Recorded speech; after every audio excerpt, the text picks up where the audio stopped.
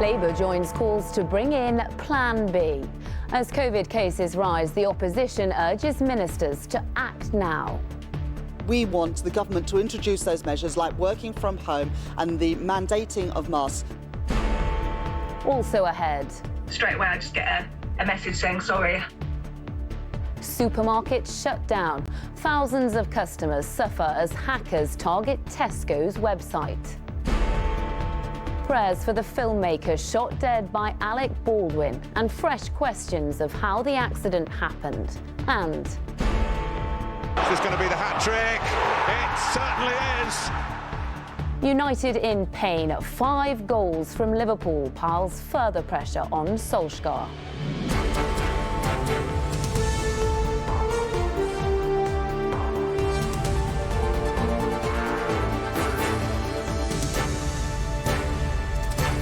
This is ITV News with Lucy Watson. Good evening.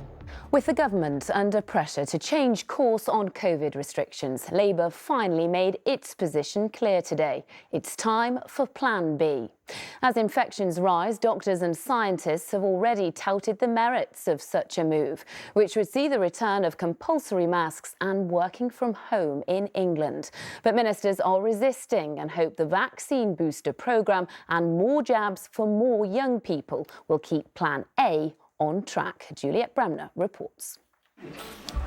12-year-old Lola Yassine is one of the first schoolgirls to get a jab at this vaccination centre in Grange-over-Sands. You ready?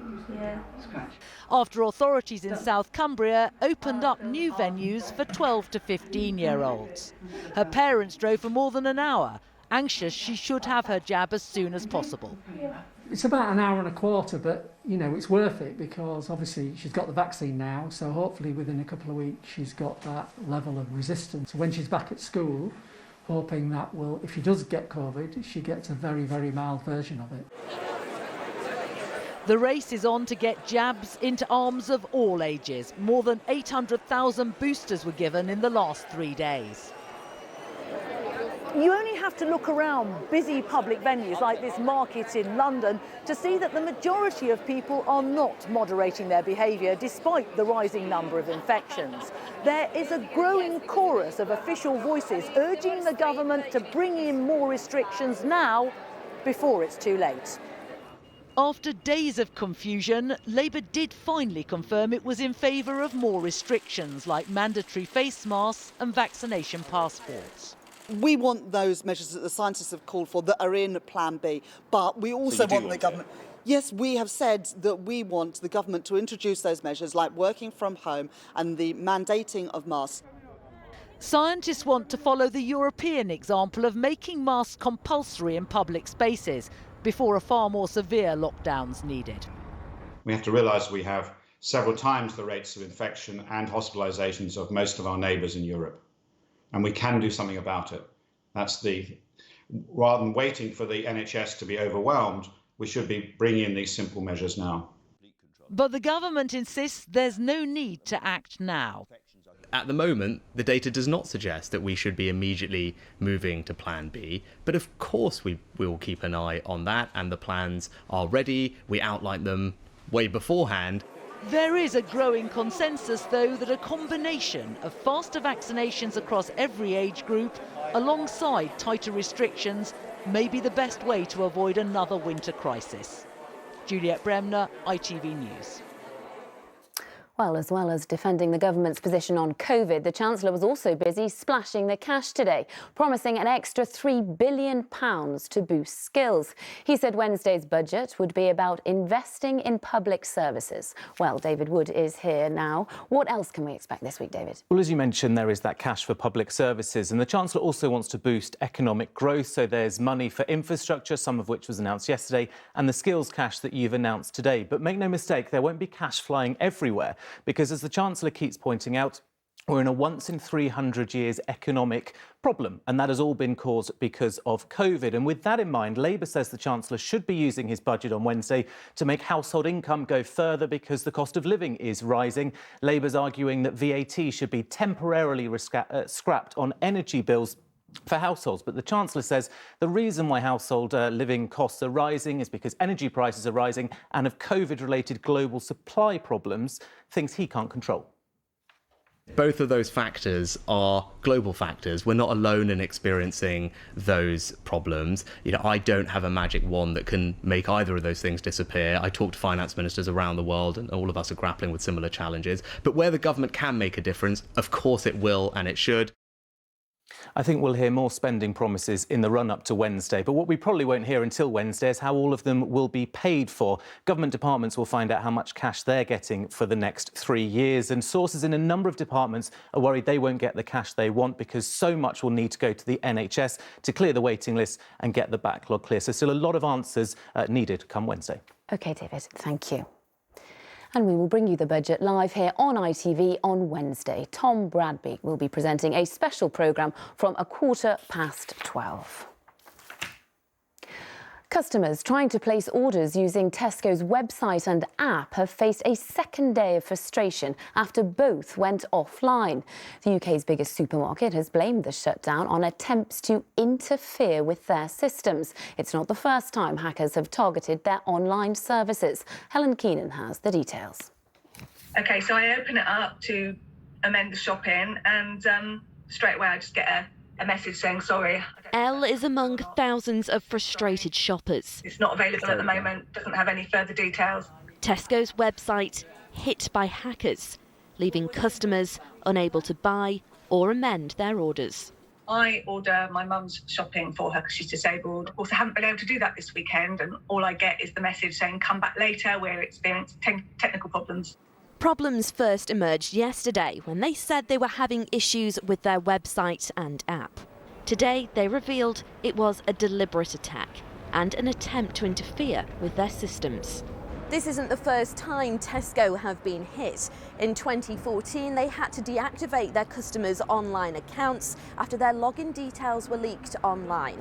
2 years later, in a separate attack, Tesco Bank was targeted, with over £2 million stolen.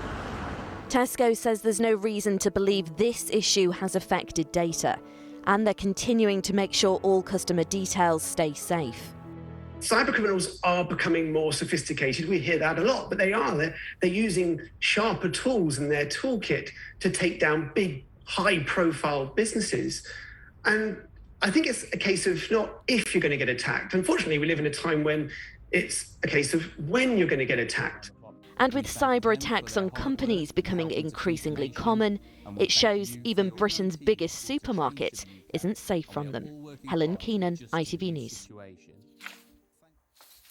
Police say they believe 2 teenagers found dead in Essex in the early hours of this morning were victims of a targeted attack.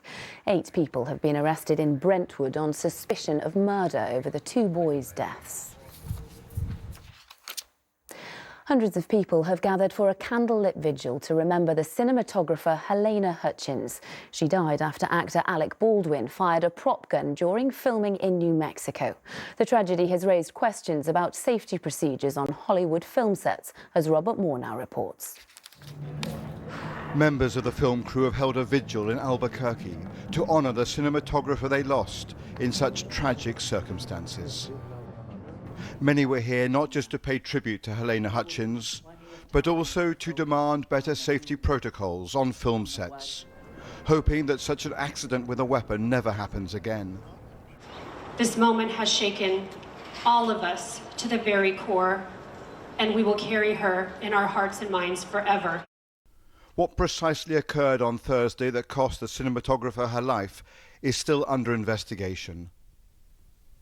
The actor Alec Baldwin, who was handling the vintage gun when it fired during rehearsals, was seen outside a hotel in Santa Fe, alongside the husband and son of Helena Hutchins.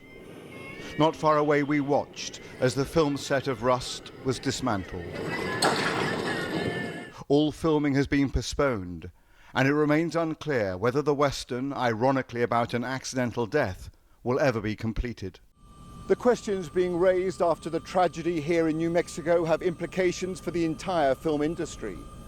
Amid tightening budgets, are safety protocols being regularly breached?